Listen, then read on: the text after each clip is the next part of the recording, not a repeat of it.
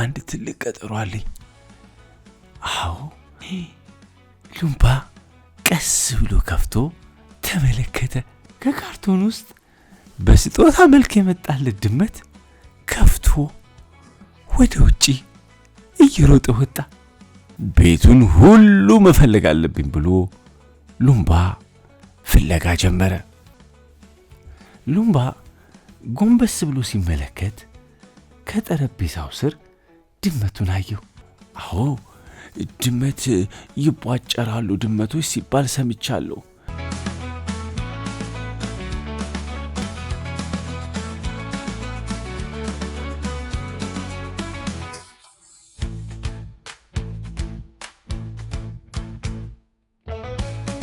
ሉምባ እንቅልፉን ተኝቷል። ወዲያው ግን ብድግ አለና ሰዓት ሲመለከት ረፍዷል። ወይኔ ወይኔ እንቅልፍ ጣለኝ። ዛሬ እኮ አንድ ትልቅ ቀጠሮ አለኝ። አዎ፣ አንድ የሚመጣልኝ የሆነ ነገር አለ። እሱን ወርጄ መቀበል አለብኝ። ወይኔ ቶሎ ልበል።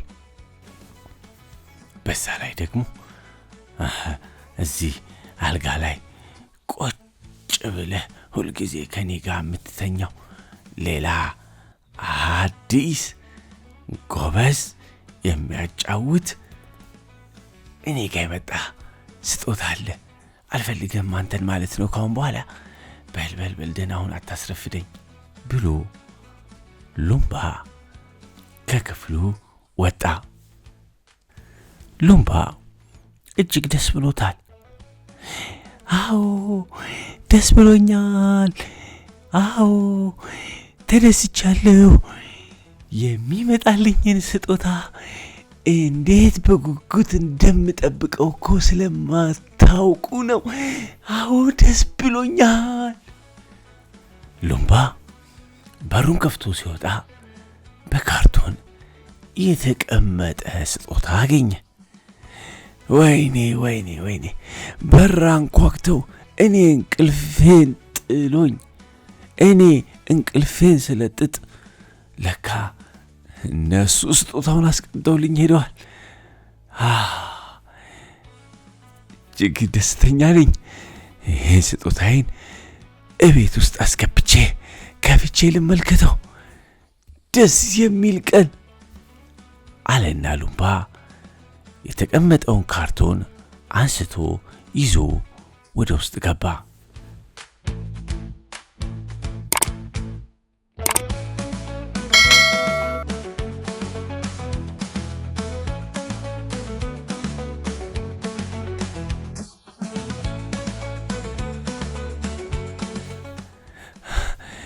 ከፍቼ ስጦታዬን እስክመለከተው ድረስ በጣም ጓጉቻለሁ። ሉምባ ስጦታውን እየዞረ እየተሽከረከረ እየነካ እየተኛበት እያቀፈው ለመክፈት ግን በጣም ጓጓ።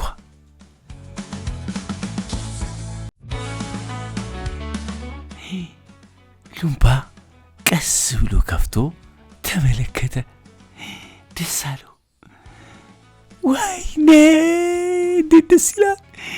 እንዴት የሚያምር ነገር ነው!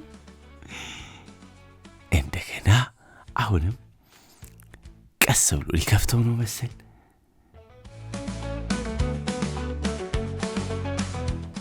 ይከፈት ይከፈት ይከፈት ይከፈት! ሉምባ ክፈተው እንጂ! ሉምባ ሳይከፍተው ቀስ ብሎ ሄደ። ስጦታው ምን እንደሆነ አይቷል። ሉምባ እንደወጣ ከካርቶን ውስጥ በስጦታ መልክ የመጣለት ድመት ከፍቶ ወደ ውጪ እየሮጠ ወጣ። ሉምባ ለድመቱ ሙዝ ይዞለት መጣ።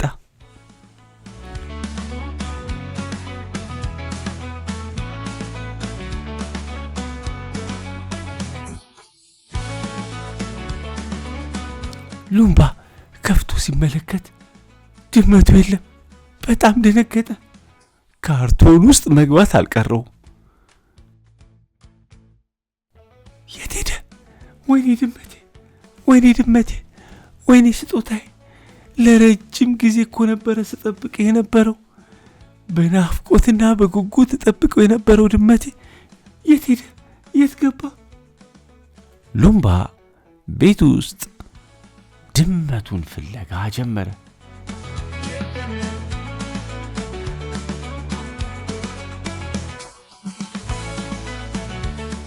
ሉምባ አዘነ። ወይኔ ለረጅም ጊዜ ስጠብቀው የነበረው ድመት የጠፋብኝ፣ አልወደደኝም ማለት ነው።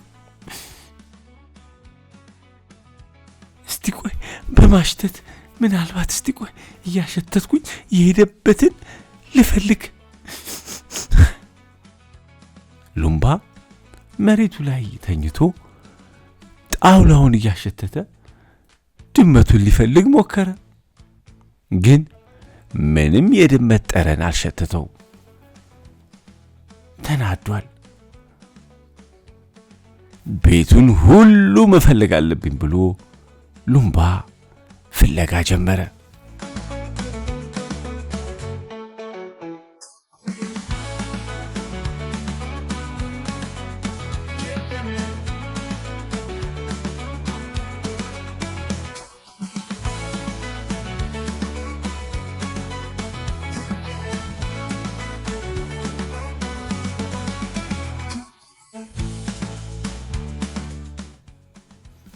ሉምባ ግቢ ውስጥ ፈለገ፣ የለም።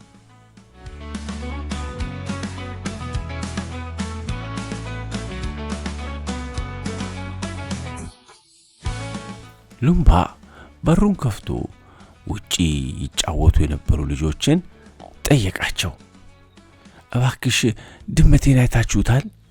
ሉምባ አላየንም። አንተ ደግሞ ድመት አለህ እንዴ? ከሰው ጋር ስጦታ መጥቶልኝ ነበረ። ድመት ነበር፣ ግን እኔ ሙዝ እስካመጣልህ ድረስ የት እንደገባ አላወኩም። ጠፋብኝ።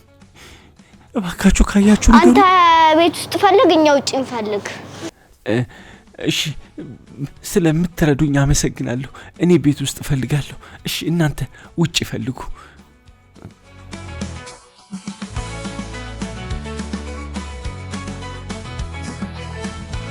ሉምባ ድመቱን ፍለጋ ቀጠለ።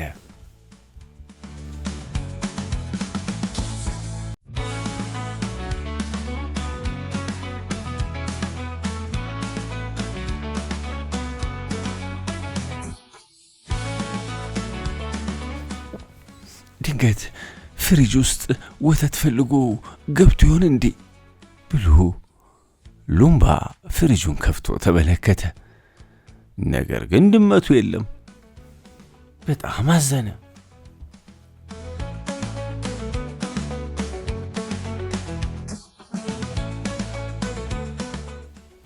ሉምባ ጎንበስ ብሎ ሲመለከት ከጠረጴዛው ስር ድመቱን አየው። ይሄውና እዚህ ስር ሆኖ ነው እንዴ እንደዚህ አስለፋኝ። ና ና ና ና ና። ድመቱ ግን ወደ ላይ እየሮጠ ሄደ። ቤቱ አዲስ ሆኖበታል። ሉምባንም አያውቀውም። ግራ ገብቶታል። ሉምባ ግን ለምን እንደሚሸሸው አልገባው።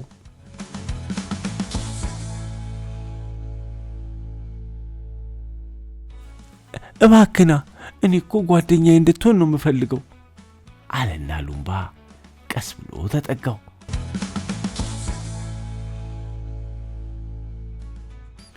ድመቱ ሲሸሽ ሉምባ ሲጠጋ ና ና ሰላም ሰላም ና ና ና ና ና ና ና ና።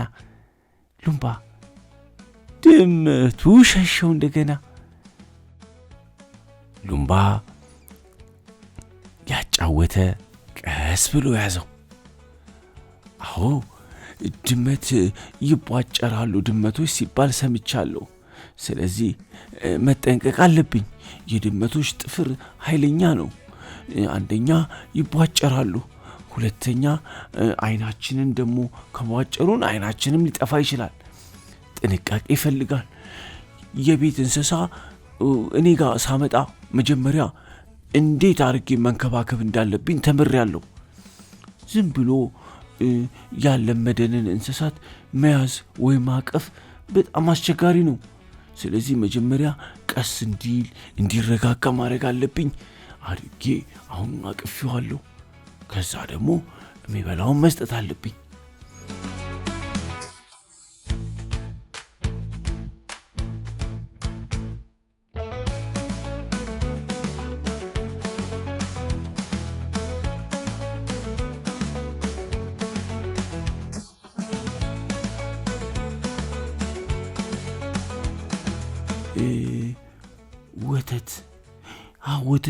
ወተት ይጠጣል ሲባል ሰምቻለሁ፣ ግን ስለ አመጋገቡ ብዙ አልነገሩኝም። ከወተት ውጭ አልነገሩኝም። እንዲህ ይህንን ድመት ወተት ብቻ ሳጠጣው ልኖር ነው እንዴ? ምን ይበላ ይሆን አለ ሉምባ። ሉምባ ድመቱ ስለተረጋጋ አሁን ደስ ብሎታል።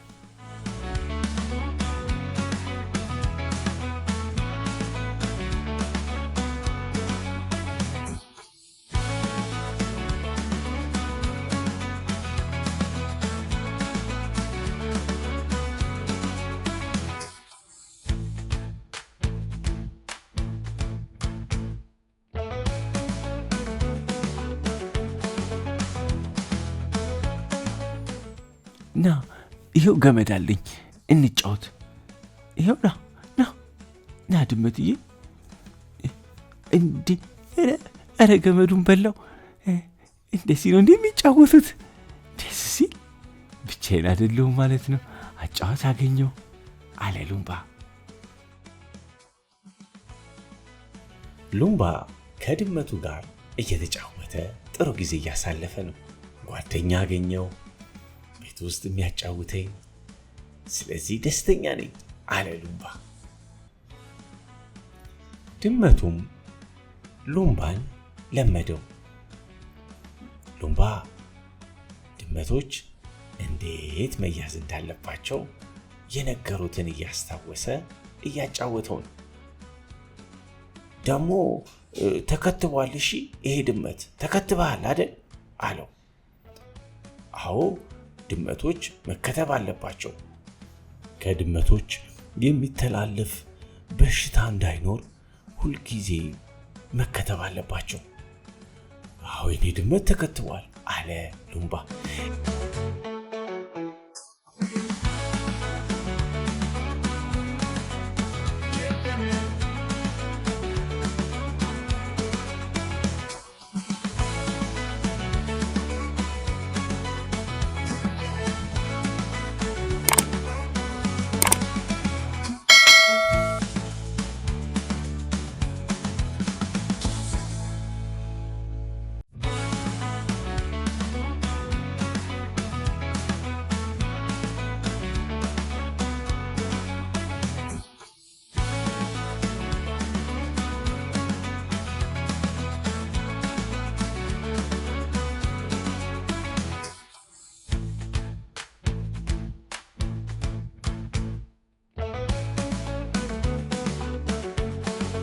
እኔ የምለው ድመት ከነገሩኝ ምግብ ውስጥ የትኛውን እንደምትበላ የትኛውን እንደማትበላ ረሳሁት።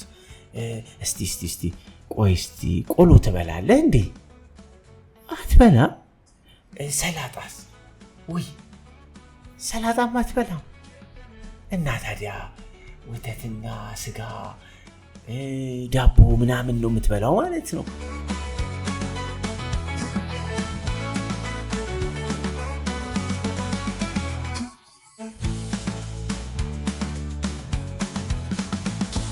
ገና ብዙ ልፋት ይጠብቀኛል። ለካ እንስሳትን ማሳደግ ቀላል አይደለም። የሚበሉትን፣ የሚጸዳዱበትን፣ የሚተኙትን፣ ንጽህናቸው ገላቸውን ማጠብ፣ ይሄ ሁሉ ትልቅ ኃላፊነት ነው። ለካ ዝም ብሎ እንስሳትን ማሳደግ አይቻልም። ኃላፊነት አለብን። ሉምባ ድመቱ ጥሩ ጓደኛው ስለሆነ ደስ ብሎታል።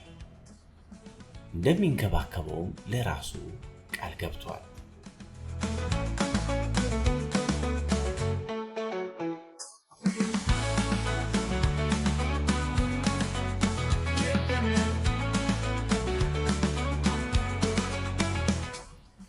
ሉምባ ከድመቱ ጋር ተጫውቶ ሲያበቃ አንድ ነገር ሸተተው።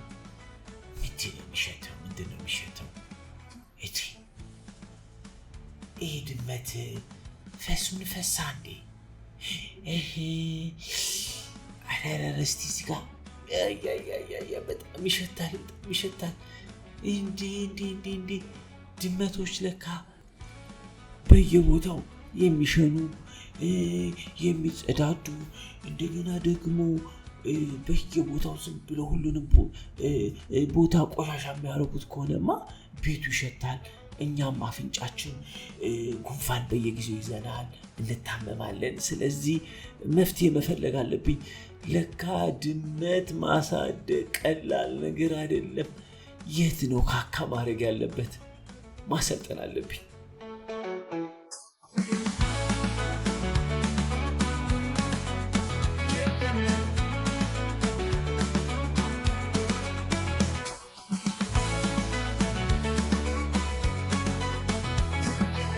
እንስሳት ማሳደግ ለካ ቀላል መስሎኝ ነበረ። መጫወት ብቻ አይደለም፣ እነሱን መንከባከብና ማሰልጠን ትልቅ ኃላፊነትና ትልቅ ስራ ነው። አያ ድመት፣ እኔ አንተን ማሰልጠን አለብኝ። ጭራሽ ወንበር ላይ ሶፋ ላይማ የምትሸና ከሆነ ካካ የምታረግ ከሆነማ ከኔ ጋር አብረን መኖር አንችልም። ስለዚህ ሳሰለጥንህ መሰልጠን አለብህ፣ ይሄን ማወቅ አለብህ አለ ሉምባ።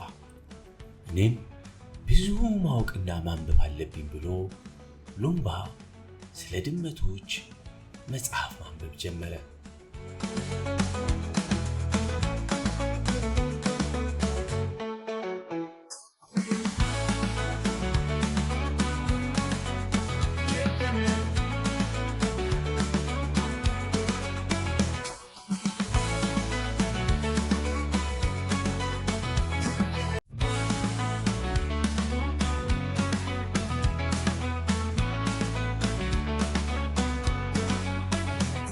እንዴት እንደሚመገቡ፣ እንዴት እንደሚጸዳዱ፣ እንዴት እንደሚጫወቱ ስለ ብዙ ነገር ማወቅ አለብኝ አለ ሉምባ። ሉምባ ድመቱን ይዞ እንዲጸዳዳና እዚሁ ሽንቱን እንዲሸና ነገረው። ሉምባ ተመልከት፣ አየህ፣ ይሄ ያንተ የሽንት መሽኛ ቦታ ነው። ከዚህ ውጪ ወንበርና ሶፋ ላይ በጭራሽ እንዳትሸና፣ አለበለዚያ ከኔ ጋር ትጣላለህ።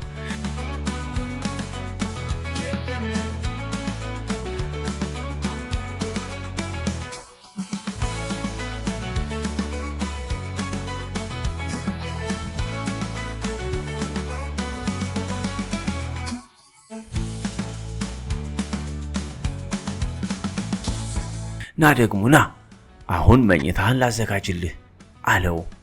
ሉምባ ለድመቱ መኝታ ስፍራ አዘጋጀ። አሁን ሉምባ ድመቱን እያሰለጠነው በቤት ውስጥ ጥሩ ጓደኛ እንደሚያደርገው ለራሱ ቃል ገባ። ሉምባ ድመት በማግኘቱ ደስተኛ ሆነ።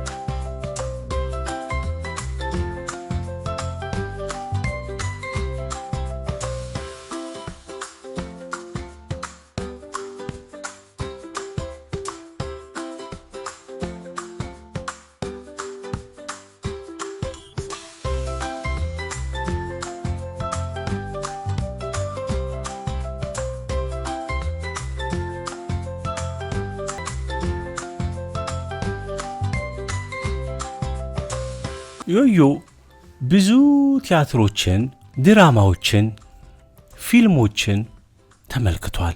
ቲያትር ቤት ምን እንደሚመስል በውስጡ ምን ነገሮች እንደሚይዝ ግን አያውቅም። በመድረክ ላይ ያለውን ቲያትር ከመመልከት የዘለለ ውስጡ ምን ይመስላል የሚለውን ዮዮ ለማየት ብሔራዊ ቲያትር ሄደ። ልጆች፣ ብሔራዊ ቲያትር በጣም አንጋፋ፣ ብዙ ጊዜ የቆየ፣ ብዙ የጥበብ ሰዎችን ያፈራ እጅግ ታዋቂ ቲያትር ቤት ነው።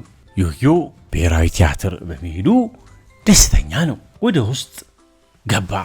ወደ ውስጥ ስትገቡ እጅግ በጣም ደስ የሚል ደረጃ ያጋጥማችኋል አለ ዮዮ። ዮዮ ይህንን ደረጃ ወጥቶ ወደ ላይ የሄደ ነው። በብሔራዊ ቲያትር ተገኝቶ ለእናንተ ለልጆች ብዙ ነገር ሊነግራችሁ ፈልጓል። እሱም ራሱ እንደዚህ ቲያትር ቤቱን ብቻውን ውስጡን ሲጎበኝ የመጀመሪያው ጊዜ ነው።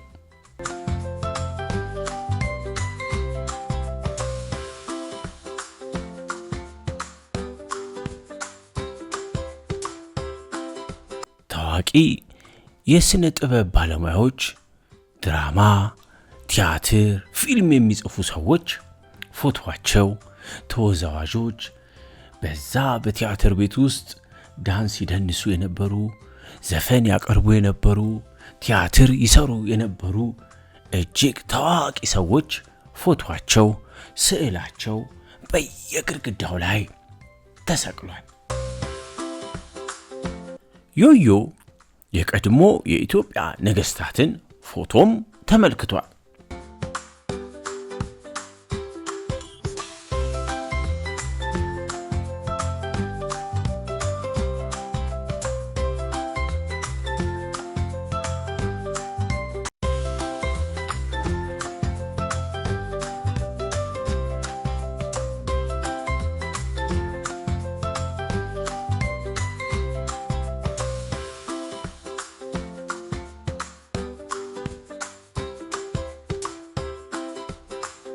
እንዲሁም ደግሞ ተረት ለልጆች በጣም በማውራት የሚታወቁት የሁሉ የልጆች አባት በመባል የሚታወቁት የአባባ ተስፋዬንም ፎቶ ተመልክቷል። ታዋቂ ዘፋኞች፣ ቲያትር የሚሰሩ፣ ድራማ የሚጽፉ የጥበብ ሰዎች ፎቶአቸው በግድግዳው ላይ ተሰቅሏል።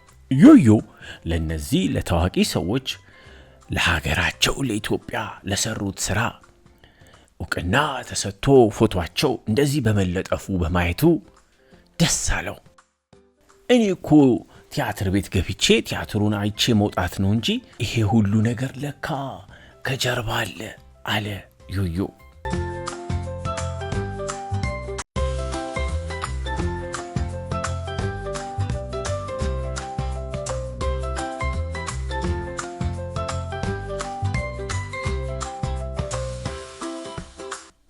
ልጆች እነዚህ በግድግዳው ላይ ፎቶአቸው ተሰቅለው የምትመለከቷቸው ታዋቂ ሰዎች የሚገርማችሁ ነገር ድራማ ይጽፋሉ፣ ቲያትር ይጽፋሉ፣ የተለያዩ ድርሰቶችን ይደርሳሉ። እንደገና ደግሞ በመድረክ ላይ ወጥተው እጅግ ደስ በሚል ብቃት ቲያትሩን ይሰራሉ፣ ፊልምም ይሰራሉ።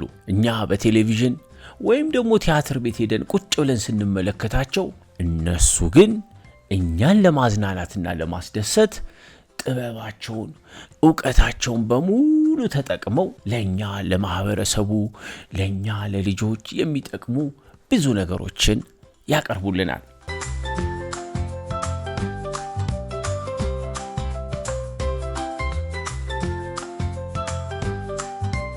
ዮዮ እየዞረ የእነዚህ ታዋቂ ሰዎችን የሀገር ባለውለታ ሰዎችን ፎቶ ተመለከተ።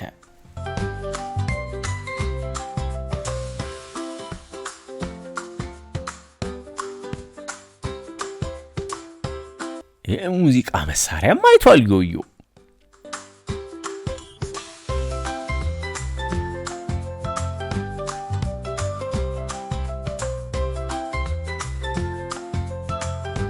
እንዴ ዮዮ ብቻውን ወዴት እየሄደ ነው? እየተራመደ ሄደ። ወንበሮች አሉ። ሰዎች ቁጭ ብለው ቲያትሩን ወይም ደግሞ ከመድረክ የሚቀርበውን ዝግጅት የሚከታተሉበት ወንበር። ዮዮ ብቻውን አይፈራም እንዴ?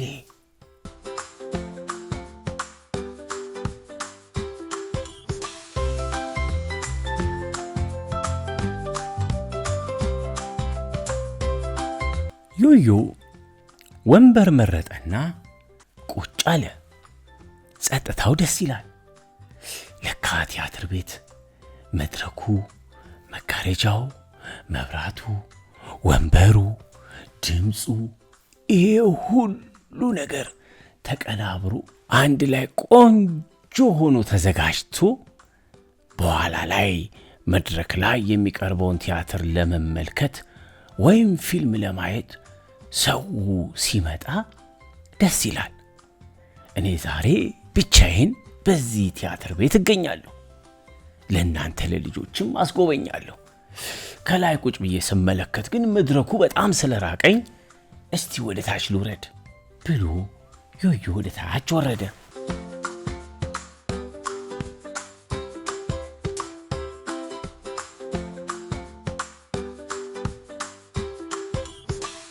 ዮዮ ወደ ታች ሲወርድ አንድ ክፍል ተመለከተና ገባ።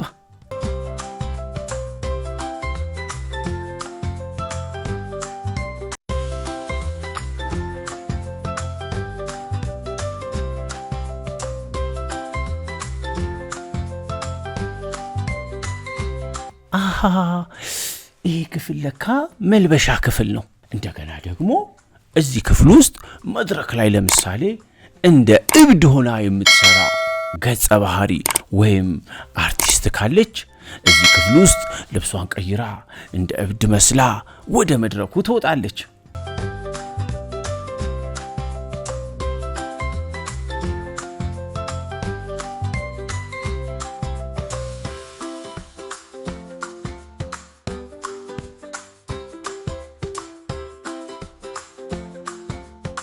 ዮዮ የመልበሻ ክፍሉን ተመልክቶ ወጣና መድረኩ ላይ ወጣ። ንጉሥ ሆይ እባኮትን እያለ መድረኩ ላይ ድራማ መስራት ጀመረ። እርሱ ወንበር ላይ እቀመጣለሁ አለና የንጉሥ ወንበር ላይ ሄዶ ወይም የመሪው ወንበር ላይ ሄዶ ቁጭ አለ። አረ ዮዮ ለሌላ ድራማ ወይም ለሌላ ቲያትር የተዘጋጀ መድረክና ወንበር ነው። እባኮት ይቅር ይበሉኝ አጥፍቻለሁኝ አለ ዮዮ። በቃ እኔ እንደውም ንጉሥ ነኝ፣ እኔ እንደውም መሪ ነኝ። ወንበሩ ላይ ተቀመጠ። አንተ ሂድ ከዚህ እዛ ጋር ሂድ፣ አዛዥ ነኝ እኔ አለ ዮዮ።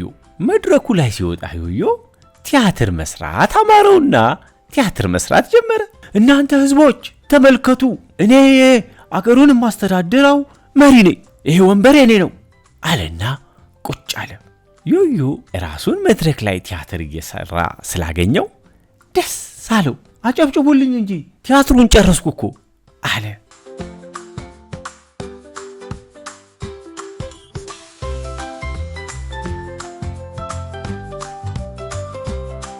ዮዮ ከመድረኩ ላይ ቀስ ብሎ ወረደ።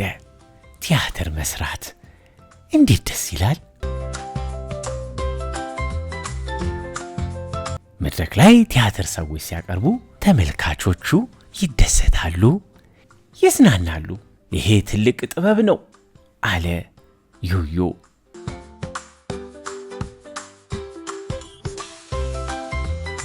ዮዮ የቲያትር ቤት ጉብኝቱን አጠናቆ ወደ ቤቱ ሄደ።